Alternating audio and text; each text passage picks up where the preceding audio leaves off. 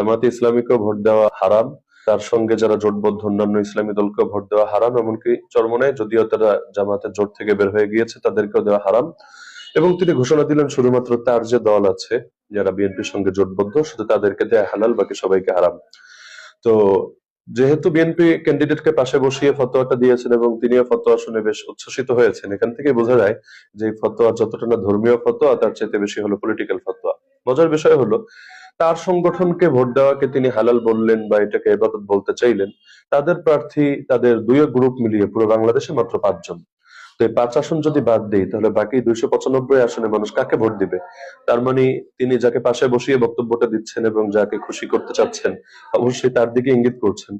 তাহলে যারা জাতীয়তাবাদে বিশ্বাসী, ধর্মনিরপেক্ষতাবাদে বিশ্বাসী, তাদেরকে ভোট দেওয়া হয়ে গেল হালাল না বরং ইবাদত।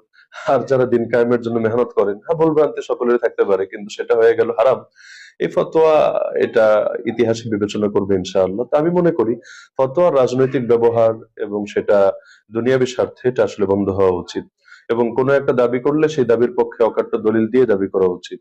কোন দলের ভেতর নিয়ে হককে সীমাবদ্ধ করা যে তাকে ভোট দিলে হালাল বাকি সবাইকে দিলে হারাম, এটা নিঃসন্দেহে প্রান্তিকতা এবং চরম সংকীর্ণতা ছাড়া ভিন্ন কিছু না। আল্লাহ তাআলা তাকেও সঠিকটা বোঝার তৌফিক দান করুন।